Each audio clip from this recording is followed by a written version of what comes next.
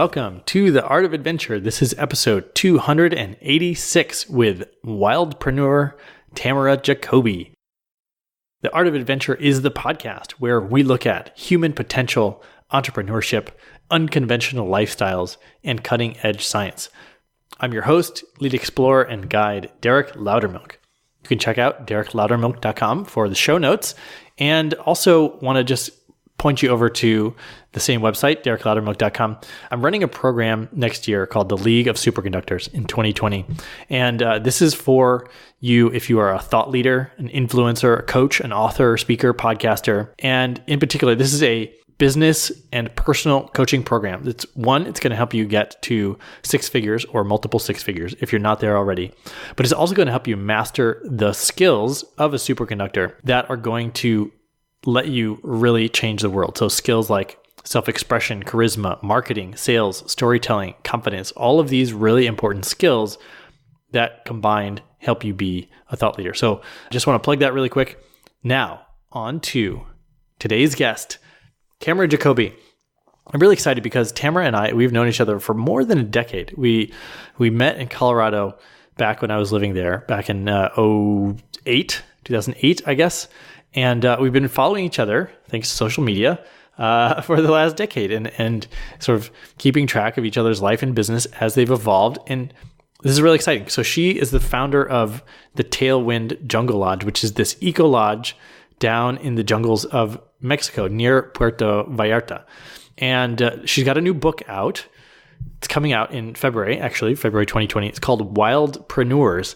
And she tells her own story of starting this jungle lodge, but she also features a lot of other wildpreneurs, unconventional entrepreneurs, including yours truly. And so there's a lot of really great stories, a lot of really great lessons and questions in the book. So partly we're going to be talking about the book, partly we're talking today about the jungle lodge itself. You know, how does a type A person that goes to a high-end East Coast school decide to piece together this jungle lodge in the middle of nowhere, essentially down in Mexico? And not only that, but she's the CEO, but her employees are her family, including her parents. So this dynamic, we'll talk a little bit about what it's like to actually build and run this jungle lodge, including, you know, the evolution of her being someone in the hospitality business, which she had never done before, and, you know, how the jungle helped her find her voice as an entrepreneur to get to the point where she could write this amazing book. So this is really fascinating. And while we're recording this interview, she is pregnant. She's since we recorded, she's given birth down in the jungle. So now they're on to, you know, the third generation of their family living at this jungle lodge. So I know you're really going to love this interview with Tamara Jacobi, the Wildpreneur.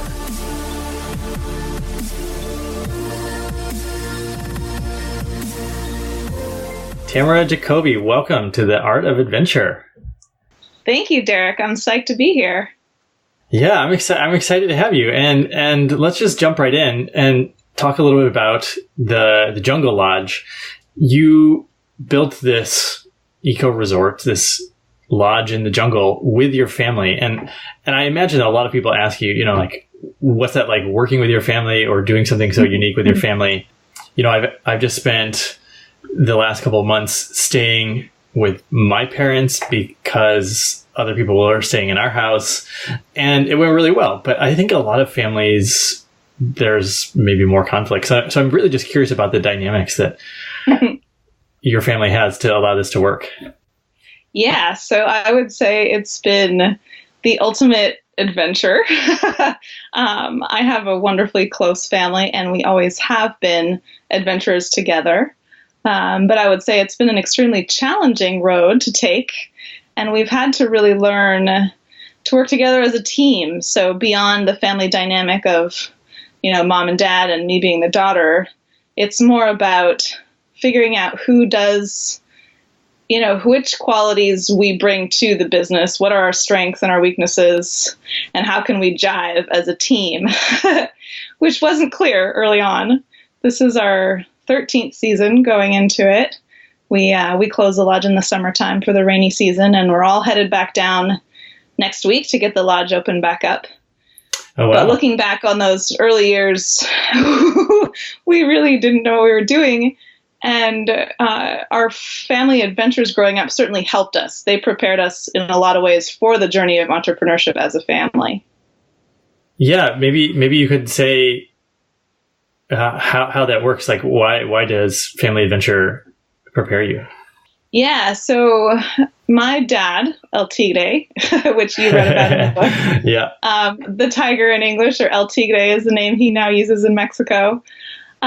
His idea of a family vacation is to bike 2 months on the Conel Divide, or for his 60th birthday, we paddled, 1,000 miles down the Baja Sea of Cortez.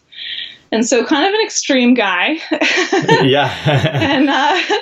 And as kids, it wasn't really an option whether or not we got to join on these adventures. It was just kind of part of our family lifestyle.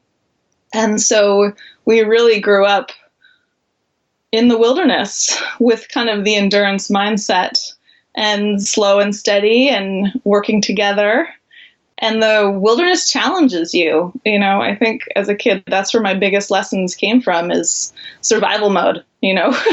Where are we going to camp tonight? Where are we getting our next meal? Where are we getting our water? And these are wonderful things to learn as a kid, very basic instincts. And we went through it as a family. And so we learned to seek those out together. So yeah, then when you're in survival mode, suddenly you have to work together as a team. And that certainly prepares you for the challenges of business together. Gotcha. So you had this context growing up, like this was your childhood. I'm wondering if maybe your college days, like what was the most contrasting viewpoint where you experienced awareness that a lot of other people probably grew up differently? Yeah. I think most of my high school friends couldn't quite understand the trips that we went on. And we would come back with all these stories and experiences and people that we'd met, the free spirits and adventurers that you surround yourself with, we met and were kind of part of our social circle growing up. So to be honest, I couldn't relate to a lot of my high school friends. And then I ended up going to Middlebury College in Vermont. And I was admitted as a Feb, which is a special class of students that they let in for February. And there's 100 of us. And, they look beyond the SAT scores to a more adventurous perspective on life. Oh, cool. And so I was so lucky to be admitted as one of those. And I'm still really close with all of my Feb friends. Many of them work with National Geographic and different nonprofits and adventure organizations. And so in college, I definitely found a crowd that I was able to relate to and who didn't think I was nuts for the things I did with my family. Yeah, that's unique. It sounds like Middlebury. So if any of the listeners are thinking about going to college, that might be something to look into. Yeah, happy to share my experience. Middlebury was an incredible experience. Yeah, I think a couple of my cousins went to Middlebury. So now that you guys are running this lodge together, you sort of fit in your roles in the business, based on personality. But I think, right, you're the boss, right? I think you wrote in your book that you write the check. So did egos ever get in the way? Oh yeah. Okay. We are a family of very hard-headed individuals, and which I think has turned out to be an asset for us, because if you're going to be in it for the long haul, you want people that are strong-willed. But yeah, so the way it kind of played out was during our family adventures through high school and as a kid, my dad had always dreamed of a family business, but he didn't really have an idea of what shape that was going to take. And so for me, I'm a doer. I'm sure you can relate to that. And I had actually very little tolerance for his daydreams as a kid, which has ended up coming full circle because now I'm an excellent daydreamer, which I think is a very good quality as a wildpreneur. My dad is the master daydreamer. But yeah, so he had this vision of a family business, and I studied abroad in Australia during my Middlebury time, and I was really inspired by the whole ecotourism, eco-lodge trend over there. They really know what they're doing with permaculture and sustainable design. And so I came back to Middlebury, And my parents had just bought this piece of jungle in Mexico. And they were thinking, oh, well, we'll do this kind of family vacation home, part of their retirement vision. And I said, well, how about we try building this eco lodge thing? And, they hadn't really heard of that. We'd never really done much more than set up our tents. That was our version of glamping, was tent camping. Yeah. And so I wrote up a business plan. I took a class for my last semester at Middlebury called Entrepreneurship 101, and very proudly wrote up my business plan, which is kind of comedy to look back on it. And I had very large visions of kind of eco-chic, which our lodge has taken a very different direction, and I think in a good way. But anyhow, the business plan was my version of what I thought would come to life. And I pitched it to my parents. I did the whole PowerPoint presentation at graduation. Oh, really? Yeah. Yeah. And they said, okay, let's give this a shot. And so, I think they gave me the reins to be the CEO of the Tailwind Jungle Lodge, as my dad calls me. But they were also they had a backup plan. They weren't fully convinced that it was going to work. They were a little bit skeptical. And it took us a lot of years to really find the groove for the lodge. And in some ways, because they were a little bit doubtful, I think that made me even more determined to make it work. So that ended up working well. Was there any particular moment when you thought this is going to work? Like, I've got like that Eureka moment. Was there anything like that? That's a great question. I've never thought of it as a Eureka moment. I think a turning point for me was I had a pretty large health crash about 3 years into having the lodge. I was so laser focused on, making the business work that I compromised my health. And I took my living situation to a bit of an extreme where I continued to live in a tent, and have very little personal space. And my comfort zone, I lived out of my comfort zone consistently in a very different way. Hospitality pushes you socially, more than in the wilderness, where we'd had a lot of time to be in our own heads and lots of quiet time and processing time. Suddenly I was in a hospitality environment where people were counting on me and had needs and demands. And so I was giving all this energetic output and not taking care of me. And so I ended up crashing, and I said, I'm going to stay in the jungle, which I had met you, I think, a summer in Colorado, which I was generally going to Colorado in the summer. And so this particular summer, I said, I need to stay in the jungle and recalibrate and, reassess because something's not working. And so what I ended up doing was enrolling in a holistic nutrition program that really helped me figure out, how to take care of me, to nourish myself, which I think is so key for longevity as an entrepreneur, which I'm sure you've experienced yourself. Yeah, it's something that I think about a lot.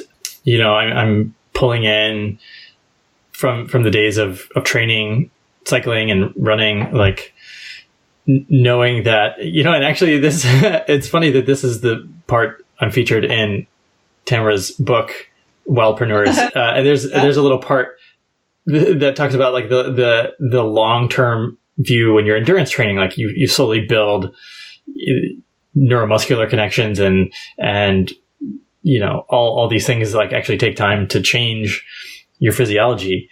And so when I'm thinking about business, I'm like, okay, like, and you were talking about the longevity, like being hard-headed is super important. And yeah, there is this like really, if you're going to make something that lasts, maybe even beyond your own lifetime, there is like, and you burn out within 3 years, like it's just hard to create something that could impact generations if you burn yourself out. And it's so important, but it's like really hard to get a handle of such long-term sort of maintenance of energy, I think. Oh, absolutely. It's one of my themes right now. And as I said, we're a seasonal business, and I think that's really saved us, especially with hospitality. We take 4 or 5 months off, which is a very healthy schedule, because then it's pretty full on. From November until May, the lodge is open, and we host back-to-back-to-back retreats and, adventure groups and all kinds of guests from all over the world. And we're so inspired by all these people, but by the time May rolls around, you're pretty spent, and time to rejuvenate. And that's really helped with the burnout equation. Yeah. I get the feeling that hospitality and creating experiences for people, right, is only going to be, as more jobs get automated, like curating experiences and hosting and hospitality is something that's like pretty uniquely, you can't outsource it, you can't really replace it. So I think more and more people are going to get into that, and it'll be a bigger chunk of business. And I guess I'm curious if you could talk about what your expectations of like the hospitality side of were beforehand, and like what reality has shown you. This is such a great question, and it's one I love because, yes, there does seem to be a trend in general with the guests that come stay with us. A question that I often get is, how did you build this place? And I've often dreamed of starting, a treehouse style lodge or, whatever it may be in some exotic locale. And, that's one of the reasons I wrote the book, Wildpreneurs, is because I really wanted to share with people that, yes, there are rainbows and butterflies in the jungle, but there's also lots of mud, and, and you have to really want it. It can be very glamorized and romanticized. And that was my vision going into it was, we're going to be Swiss Family Robinson of Mexico, and we're going to have this sweet life and lifestyle. And we have that, but it hasn't been an easy journey by any means. And we've been knocked down so many times. And the way I've come to think of it now is that we're masters of artful mistake making, because we've made every mistake in the book. And that's been part of the beauty of the journey. But it takes a kind of, specific kind of person to really endure through those tests. In Mexico, we have these speed bumps. I don't know if you have them internationally. They don't seem to be quite as prevalent in Canada and the US, where I spend the other half of my year. But in Mexico, the topes, the speed bumps, are all over the place. And I use that as kind of a metaphor for my experience with the Jungle Lodge and hospitality is, you're cruising along and then all of a sudden you hit a tope or a bump and you got to slam on the brakes and reassess. It's like, okay, pause. And so it keeps you on your toes in the best kind of way. So I think for those of you that are considering embarking on, the experience of creating a lodge or eco lodge or glamping kind of experience, hospitality in general, just be prepared for the ongoing flood of lessons, because people have a lot to teach you, and some guests are easier than others. Not to mention, of course, the natural world. The jungle sure has taught me a lot. Yeah, I definitely want to talk about that. But first, I have like a little bit of hospitality experience. We run our house as an Airbnb, and like you never know what's going to come up, like exactly from them running out of something. But sometimes you think like, I really don't want to help you right now, or I don't want to do what, like these guests recently, they were like, we can't get into the house. And I'm like telling them the key code and everything, and they just like didn't realize that it was a mechanical lockbox. They thought if they just put in the code that the door would open, and they were just it was like the Zoolander, like it's in the computer. So I'm like, God, this is like, they need to be able to get in a house. And then finally I was like, did you take the key out? And they're like, oh, okay, cool. Yeah, that's how that works. But it's like, it like pulled me away from whatever I was doing at the moment. Yeah. So you have to be kind of on duty, on call. And that's where having a family business is kind of nice too, because we take turns. One of us may be feeling like I need a little personal downtime, and the other may be feeling, well, I'm ready to have guests up for a margarita. And so you kind of tag team it, take turns. Yeah, that is nice. I remember in your book, you're talking about battling with ants and monkeys, and I could totally relate. I had a war on ants in my jungle villa in Bali, and I've used slingshots to keep monkeys away from my food. Yeah. And the jungle is relentless. Like, it just keeps coming. It can be, yeah. Well, it lulls you into this kind of paradise mode. And we are very lucky because it's a fairly friendly jungle, which in Australia, I felt like everything was poisonous and, was going to get you. And this jungle, from November to May, the dry season, is actually fairly tame. So we're kind of grateful for that. That said, it's still a very thriving ecosystem. And so you're kind of lulled into this sense of comfort and bliss. And then all of a sudden you'll have an army of ants, as I described.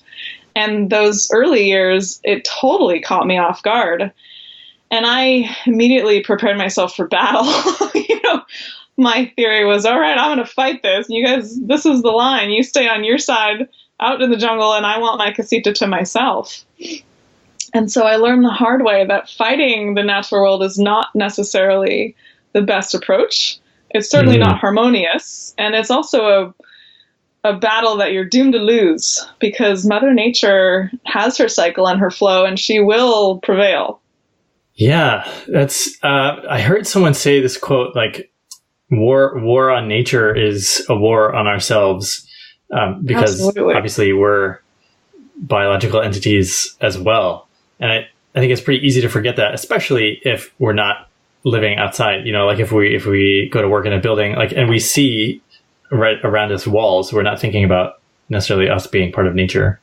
I'd love to use this as a segue into like what lessons we can take from nature, either entrepreneurial lessons or sort of life lessons. Absolutely. Yeah, there's so many levels to it. And this is my ongoing education. And as I prepare to go back to the jungle, I fly on Thursday, which is my last day to fly before I can't get on the plane with my pregnant belly. I'm almost 36 weeks pregnant. So I'm now going into the jungle as a new mama. And so this will bring a whole nother round of lessons, I have no doubt, in a wonderful way. I'm really excited to use the jungle energy to bring this bambino or bambina into the world. But yeah, I think one of the things that I've learned that's been so useful for me over the years, and it took me a long time to learn, is the adaptability of nature. And that goes, as an entrepreneur, it's just an invaluable quality, because we all go in with the business plan and the goals and the vision, and you really have to be flexible and adaptable, which you see in Mother Nature's systems repeatedly. A tree falls and all of a sudden all these other things come up around it, because the forest bends and sways to the rhythm. And so to be able to embody that as an entrepreneur is just an awesome quality too. And what does that look like for you in your business? It's taken different shapes over the years. Like I said, I went in thinking I was going to build this eco-chic kind of high-end resort. Yeah. And financially, and just for the personality of my family and some of the circumstances with the community, and it just wasn't working. And I was going against the flow for a couple years as I tried to go that direction. And when you're swimming against the current, it wasn't happening. And I was getting so frustrated. And I think that also, contributed to my meltdown those couple years in. And so when I finally woke up and said, well, why don't I just flow with the direction that this lodge wants to take? Then for me, things really started to click. That's when we had our first yoga groups come to the jungle and started to feel like this wonderful, holistic, grounded, guests or type of guest that really appreciated the rustic and adventurous nature of the lodge. And so that was a little aha for me. It's like, I'm targeting the wrong clientele, and it would be much easier to go for the adventure crowd, which is what resonated with my family. So that was one way that my business adapted.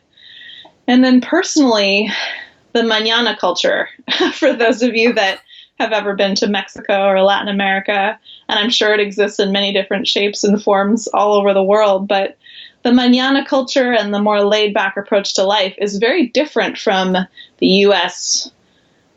high-speed culture. Yes. Of being uber-focused and always doing and having busyness be kind of a badge of honor. And for as much as Middlebury gave me, it also gave me this turbo Tam, is what they called me, which is just like uber driven, ultra athlete, kind of like yourself. And I brought that personality with me to my business. And when things were not happening at the pace that I desired, I started to lose it. I got really irritated and flustered, and the mañana culture was not going to bend to my wish and my command. And the Mexican culture actually taught me so much about slowing down, taking a breath, really enjoying life. And so that's been an adaptation for me as well. It's just a whole shift in perspective about how I pursue my goals and my daily life. Man, yeah, I totally can relate. It's like when you go from a achievement-oriented culture, and then I have the hardest time with people that, especially like in my first couple of weeks in a new country, like when people don't show up on time, if they're like half an hour late, they're like, yeah, I'll be there at 11. And I'm like, okay, great. Like I planned every half an hour of my day down to perfection, and they're half an hour late. And I'm like, oh my gosh, yeah, you've just taken my whole day and shaken it out. And yeah. And the Mexican culture, they bring it to a whole nother level. It might not be half an hour late. It could be days. And there's this cycle of emotion that I kind of giggle at because I used to go through it so often. But you go from irritation to anger to finally gratitude when they show up, that you give them a hug, So instead of being irritated that they're late, you're grateful that they showed up. It's kind of comical. I can just imagine them having like a timer. They're like, okay, she's probably gone through all the angry emotions now. She's going to be, okay, like now we can go. It's probably safe. Yeah. I'm curious about like where the eco chic, like why were you marketing to the wrong people, or like why, because it sounds like now the people that stay there are a lot like you, and maybe before you were trying to get different people. So where did that come from? That's a great question. And that goes back to, I think my Australia experience was very much a high-end eco lodge experience with just really exquisite designs. And I was just blown away. And I thought, so my dad's a builder, and I grew up with that. And I knew his capabilities for building. And unfortunately, what ended up happening is what works in Australia doesn't necessarily apply to Mexico. There's very different building strategies and different environment too. And so we started out building all these wooden things, and within a couple years, everything was just destroyed. The amount of rain that we get in the rainy season was just, everything was rotten. And so these dreams that I had of this wooden, carefully designed casitas was just not going to work. And so that's part of it. And then I think I was also very financially driven. I really wanted to go big. I wanted this to be not only a lifestyle, but also I wanted to make good money. And not to say that that hasn't been the case, but it's been at a much different level than I anticipated. And I'm actually grateful for it because I've really embraced a simple lifestyle, and being able to close the lodge for half the year without having to let go. We just take on part-time staff in the winter. And so in the summer, they all enjoy the break, the holiday, the Mexican culture. They're very good at fiestas. Yeah. And I don't have any overhead in the summer. Whereas if I'd gone in the direction of more eco-chic, higher end, it would be much harder to close in the summer. But I had visions of making a lot of money at this. And I don't think that's necessarily the value in owning an eco lodge. I think those of you who have aspirations of getting rich quick, I would rethink that plan if you're doing the eco lodge thing. It's definitely a rich lifestyle, but it's rich beyond dollars and cents. We make enough to live on and save a little, and then we have a really good life in the process. So that's where our values are now. But that's not necessarily the values I started with. Yeah, it's like if you're going to get rich to get money so that you can do certain things, well, if your lifestyle just like gives you those things, then money is an unnecessary intermediary. Exactly. In a lot of ways. So I also studied abroad in Australia. I'm curious where you're based. So I was Byron Bay area, and also Brisbane and Fraser Island, and I guess Lismore. It's been long enough now that I don't recall the exact location of the eco lodges that I went to. But that was kind of the region. Yeah. Gotcha. So I was up near the jungle up in North Queensland. And okay. so I was trying to think, I was like, is the jungle different than the Mexican jungle? But you were like more in the temperate parts of the Exactly. It was a country. drier environment for sure. So they were able to, would last a lot longer if you don't have heavy rains to deal with. Yeah. So there's actually, I stayed in an eco lodge in Bali run by Australians, and they seem to have wooden buildings. There's a lot of also bamboo structures used over there. Would bamboo work or differently than wood? It's so interesting, and it's kind of culturally, it also opens up the whole sustainability conversation, and culturally, locally, to use local workers and local materials and what's available. And for some reason, bamboo just has not been very used in our area. And I also was in Bali a few years ago, so inspired by the incredible work they've done with bamboo. And I have started to see some structures in San Pancho, which is the little town. We're kind of, for those of you that have been to the Mexican Pacific, the lodge is about an hour north of Puerto Vallarta. And there's these cool little surf towns, Sayulita, San Pancho. And I've started to see these beautiful bamboo structures being built, but this just in the last few years. So it's a trend that maybe we'll see rise. But when we built the lodge, almost 15 years ago now, bamboo was just not a material that was available. So I think culturally, unfortunately, Mexico is a land of concrete. That's Cemex is the big company, and so all the locals know how to use concrete. And there is something to be said for the durability and longevity of using that. And also using local labor and people that know how to work with that material. So that's part of our philosophy is community and cooperation, which is also a biomimicry principle. And so you have to make choices along the way. And the building materials have been a challenging one. And we try to make the right choice. And, who knows what the right choice is, but we do our best. Last time I was in Mexico, we were staying in this part of San Jose del Cabo that had sand streets. It was the locals' village, and a lot of the houses had open rebar on the second or third floor. You could just keep building up. It was like, we're gonna leave this as an open possibility to expand our house.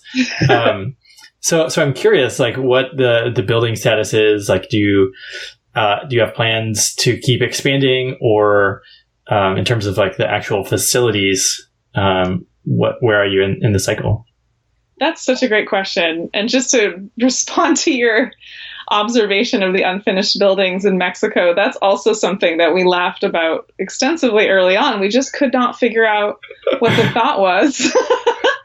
And, I've heard, and this could just be rumor, but for taxation reasons, maybe if the building is unfinished, you don't get taxed. That's one theory. I think Mexicans also have this wonderful sense of possibility, and they kind of live as they can afford it.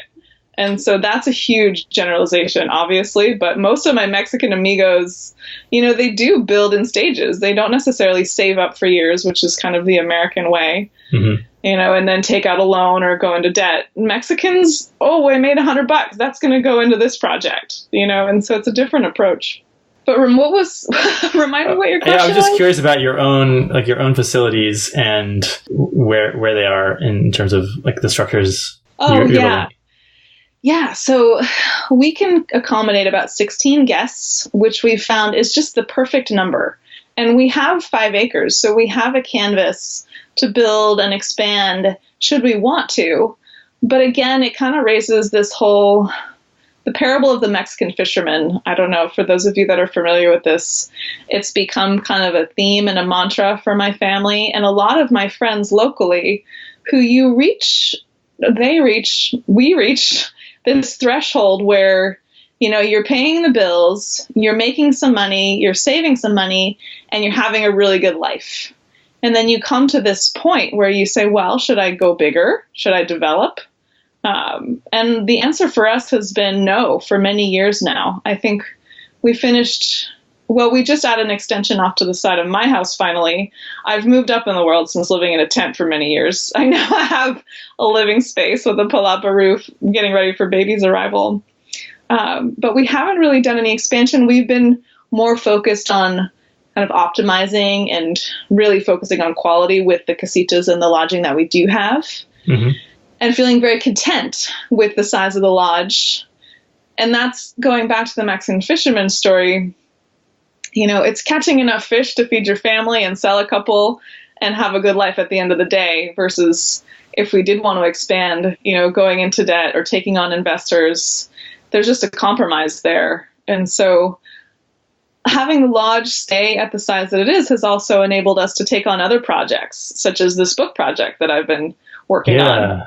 So I prefer to have my fingers in a variety of pots, if you will, and just allow creative juices to flow in different forms. And that's what inspires me. And so I think keeping the lodge small is the plan for the foreseeable future. Cool. And it was allowed you to take on the baby project. Exactly. Yeah, let's not forget about that one. Yeah. So I think you said 36 or 37 weeks. Gosh, it's right around the corner. And when, you know, so we got pregnant both times in Bali, and we wanted to have our kids in the States. You know, it just seemed much easier. But you're sort of going from the developed world to slightly less developed. Yeah. Yeah. I'm just really curious, like, you know, you're no longer living in a tent. I'm just curious about your expectations or your plans for, I don't know, let's say the first few months of being a mom down there. Yeah. So I've been doing a lot of reading about postpartum, and I'm sure your wife has more to share about this whole experience. But, you know, and I'm learning that they prepare you, and all the lead up to pregnant or to birth is the focal point. It's the months after that sometimes are a bit neglected. Yeah. And so I'm going down, and I'm, you know, the reason or the logic behind having the baby in Mexico is, first of all, it'll be a Mexican, which is kind of exciting for us because I've had to really earn my green card in Mexico, which is the opposite of many people's experience. Most Mexicans come up to the U.S. to get their U.S. green card. Yeah. And so I worked for many years to get that. And there are certain benefits to having a Mexican citizen for land ownership and such, which we've learned a lot about that over the years. But also, I think the value system in Mexico, there's certain things about the culture that, you know, do not resonate. And I'm not even going to go into them. The media does a very good job of making Mexico look like a terrible place in many ways. But the reality is this community where we live, San Pancho, is just, people really care. And I love the values of getting slow, you know, and appreciating just every moment of life. These people are just some of the best people I've met. And my community down there is really, really strong. And I value that very much. And I think you can probably relate to that based on, you know, your experiences in Colorado, Boulder, and that's not such a small town anymore. But that community feel, I think, is harder and harder to come by. And this little town in Mexico just does it really well. And so that, and then the jungle has this magic and this beautiful energy, healing energy. And so not only bringing, you know, the baby into the world, but also the healing process. I think for all the challenges that I've been through down there, I also have just fallen in love with those natural cycles and just crave being surrounded by that natural, pure energy. It's just so beautiful and kind of addictive, if you will. I crave it. We took Axel, our oldest, to Mexico when he was like 3 months, and I was really surprised. And when you see a culture that's super kid friendly, you know, and maybe you don't realize, like, Western culture is, you know, like we don't go pick up random other people's kids without asking. But in Mexico, they just like come and take your kid and play with it while you eat dinner. And, you know, or in Bali, they just take your kid and throw them in with like the dozen other kids that are running around the compound. And it's this very like, all the kids belong to everyone, versus like, okay, your kids are on that side of the fence and my kids are over here, and they like see each other playing, but they're not. So it's very, the Mexican culture is really kid friendly, which I appreciated. Yeah. You know, our loyal help our housekeeper comes, she brings her grandkids with her to work. And so it's a multi-generational kind of a parenting situation it definitely has an appeal, as a mother to be, that support is much appreciated. Yeah. I'm curious about, so there was a big identity shift for me becoming a parent. And there's also an identity that comes with finding success as an entrepreneur. Mm-hmm. And, I think you have embraced the identity of the jungle girl to some extent. I'm just curious if you could sort of chart or explain, if you can, how your impression of yourself, your own self-identity has changed over this whole time of running the lodge. Wow, that's such a great question. And again, so many levels and layers. I think the jungle, it really helped me find my voice. And so that brings a certain amount of confidence that I didn't have. And again, I think because the natural rhythms have really resonated with me, that's become a very large part of my identity, is finding my voice and myself in the natural world. So that's a big part of it that I was missing. It's kind of hard to articulate because as an endurance athlete growing up, I was in the natural world, but I wasn't necessarily present with it. I was so focused on the destination. It was always about how many miles we were going to cover that day and, the bigger challenge of the whole trip. And so, if anything, I've become a lot less focused on the destination. My identity is much more about, okay, what's the challenge of the day? I love pushing myself out of my comfort zone. I definitely live by the mantra of kind of regularly doing the things that give you that kind of concoction of excitement and fear. I think is a really good, it's a really good compass to live by. If you start to feel too comfortable, then you're not challenging yourself enough. It's kind of the way I live. Yeah. So yeah, I don't know if that all makes sense, but I think my identity has become much more present, if you will. And though, of course, the lodge and the book and now becoming a mother, these will all be parts of my identity, but I'm also trying to just flow and just be present in the day, and also respect my bio-individuality and my process and who I am, which used to be, I used to just fight through regardless of my body's signals.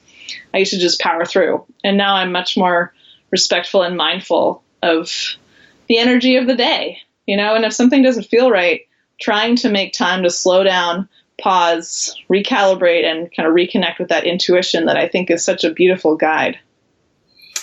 Yeah, and I can totally relate, I still hold on to this, one of my superpowers is that I can withstand discomfort, whether it's grinding out part of the business or, doing a 12-hour bike ride or just something, that's my competitive advantage.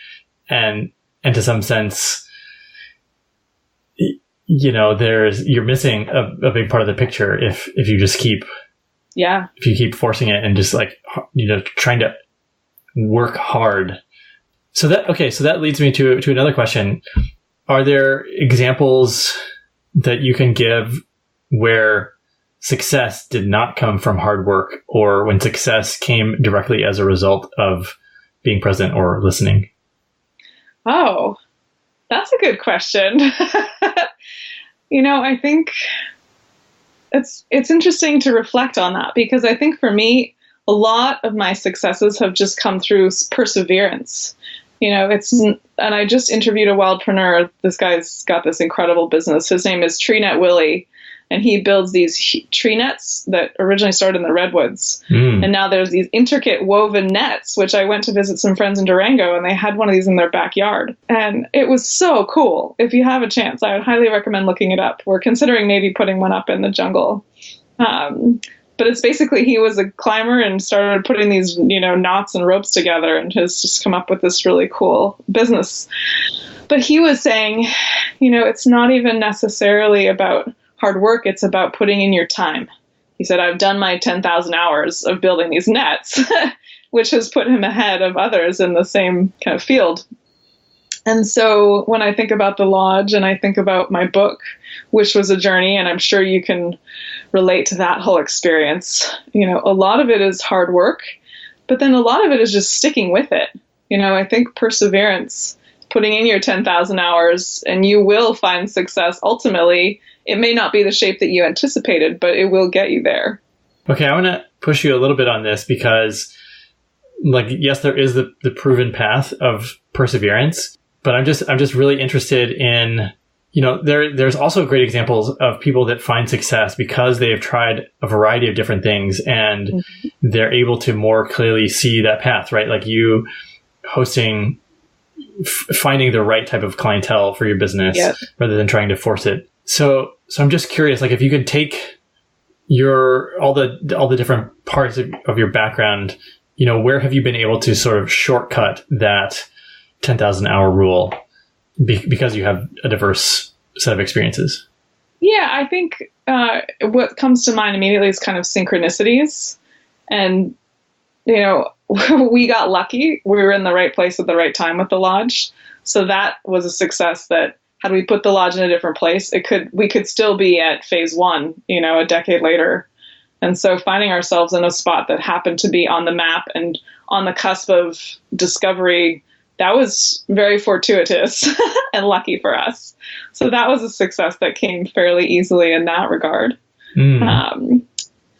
I think also, and this one might be slightly divergent from what you're getting at, but the process of starting a family, and I don't think that's something where you don't work hard to get pregnant. I mean, yes, obviously there's the physical act of making a baby, but we live in a time when fertility isn't a given. And I have many close friends that are struggling at the moment. And I feel particularly blessed that when we decided we were ready, it happened really quickly. And so that kind of caught me off guard.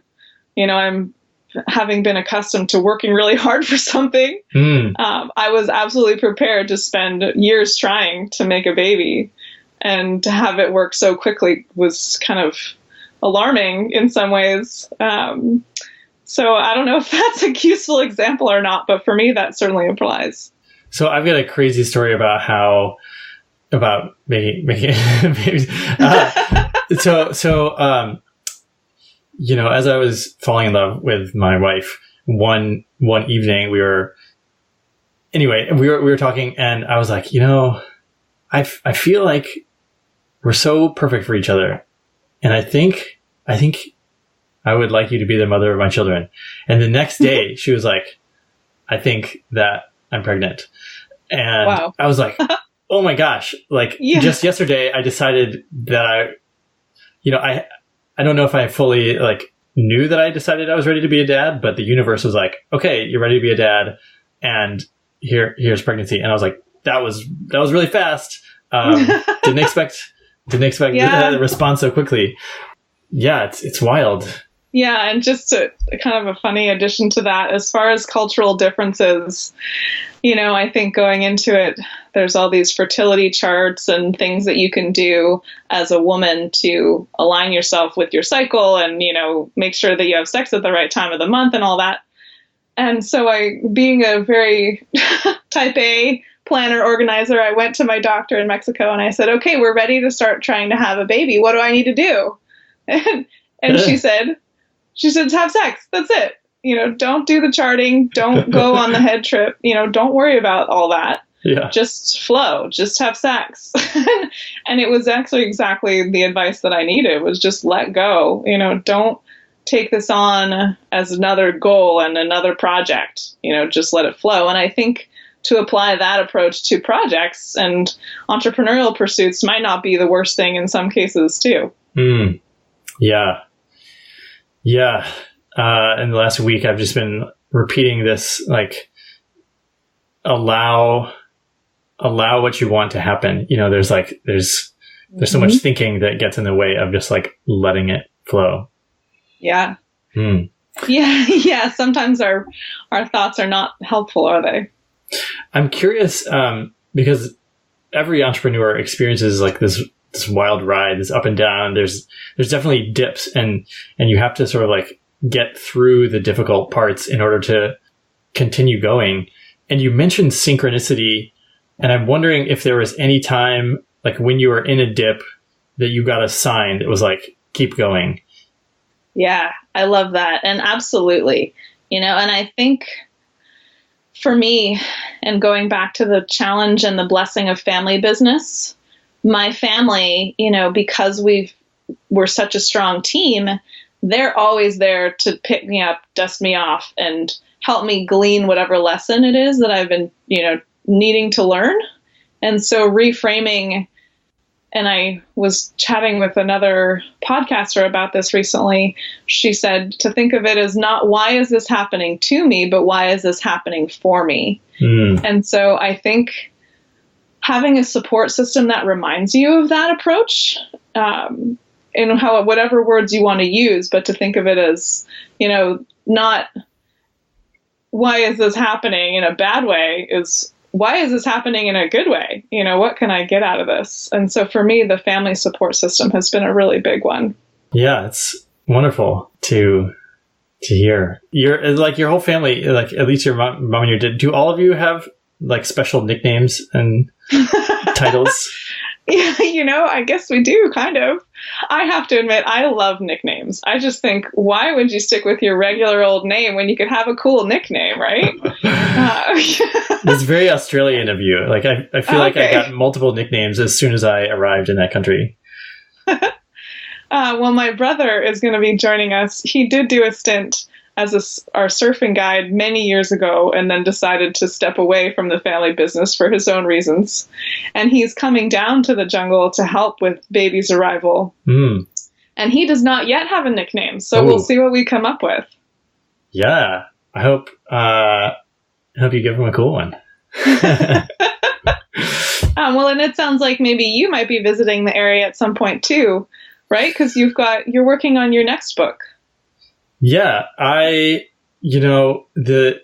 it's hard to, as digital nomads or whatever, like the future is always evolving. Like what I expect to happen always turns out differently. Like I expected to be actually coming home from Romania today, but I've been in the US most of the summer because my wife said, I don't want to go to Eastern Europe. I want to go home. So, well, with the little ones, it's tough. Yeah. Yeah. I super hope to get to experience your lodge. That would be really amazing. So I'm holding that possibility in my mind. Well, it's a writer's paradise, and we'd be happy to give you a nickname if you want one. Oh, that's worth going just for that. That's amazing. You could offer that like as part of your business model, like everyone gets a nickname. Exactly. For those of you who are listening, we've got Jungle Judy is my mom, El Tigre is my dad, which actually he was given the name Tigre at 6 months old. So his real name is Walter. And my husband's name is also Walter, which for me, that was a little tough to swallow, having my husband be the same name as my dad. And so he is now Tarzan, and I'm the Jungle Girl. So there's the collection of nicknames for you. Amazing. I love it. Tamara, is there anything we haven't covered about either your book, Wildpreneurs, or the Lodge that you'd like to share? Oh my gosh. I mean, I wrote the book as a resource and kind of a blueprint, a guide, and someone made the observation as they read it that it's not going to give you all the answers, but it is a gateway and a catalyst to get you thinking about the possibilities. And I kind of love that. And so for those of you that if you're feeling stuck in whatever it is in your life right now, to really tune into what makes you come alive. And if that's a new business idea, a new entrepreneurial path, then I highly recommend exploring the possibilities at any scale. Whether it's a little side hustle or you go big and move to the Mexican jungle or Bali or whatever it may be. I say go out there and give it a try because it is such a beautiful, rich journey. And then I wanted to mention also, Derek, your class, I don't know if you've released it yet, but the golden keys to networking has been so valuable as I prepare for my book launch coming up in the next couple of months. Oh, amazing. Yeah, I go back to those simple guidelines. And so for those of you that are getting ready to, could be launching a book, I mean, what else would you use the class for, Derek? Maybe you could give some examples. Oh, well, thank you for the permission to plug something on my own show. Yeah, so this is about cultivating relationships that, good relationships are one of the best spices of life, but they're also tied to any opportunity you want, whether it's like finding the right romantic partner or getting your company funded or launching your book or whatever it is. Like, these are all tied to people that can help you. And most people, their relationships and their network consists of like whatever they, like the people next door, their coworkers and neighbors, like whatever just fell into their life. And this is about how do you have authentic relationships, but how do you actively go out and like meet the right people that can like help the flow of your journey and you can help them. Yeah. So I love that you're able to put it to use. Oh, it's been incredible because I'm in a very networking heavy part of my career. Not so much with the lodge now, although the network is continually growing with the people that come through.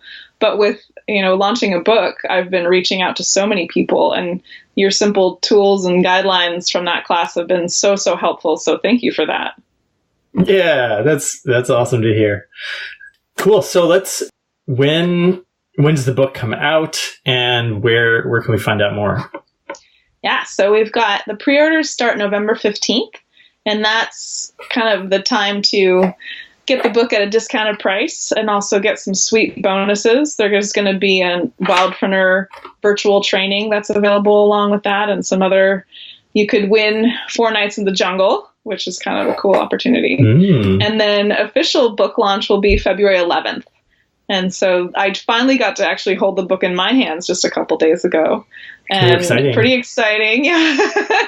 It's kind of like another baby, right? It's been a 4 or 5 year writing journey. And then, yeah, to see it come to life is just kind of surreal. So super excited to share that with you all, and lots of comedy, jungle stories in there, but I think also lots of practical resources for you too. Yeah. And, one of my favorite parts of the book was you're talking about, well, there's a lot of reflection questions. There's, I don't know, probably at least 100 that can sort of shape, to help with decision making and all that stuff. I really liked, just like thinking about some of those questions for myself, even ones that felt like I've asked myself that 5 years ago, but what is the answer now?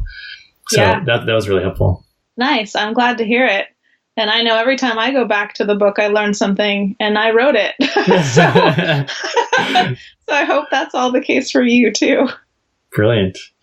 Well, thanks so much for coming on the show, sharing your stories. You are an inspiration for me and so many people. So thank you, and keep going, and good luck. Gracias. Yeah. I hope to see you all in the jungle. Yeah. All right. Thanks. Thanks for the great interview. Thank you.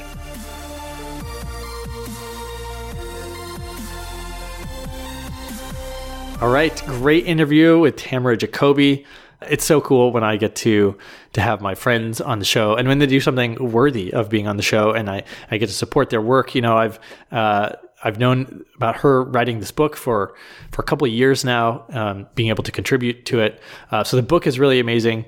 Obviously, if you feel like going to a jungle lodge, I haven't been down there yet. I hope to go when I work on my own book in 2020, the Experience the Revolution, the leadership book that I'm working on. So definitely check out her book. And if you found this episode to be helpful, if you enjoyed it, if you learned something, then we would love for you to leave us a review on iTunes or Spotify, wherever you listen to the podcast. The best compliment you can give us is referring the show and sharing it with other people.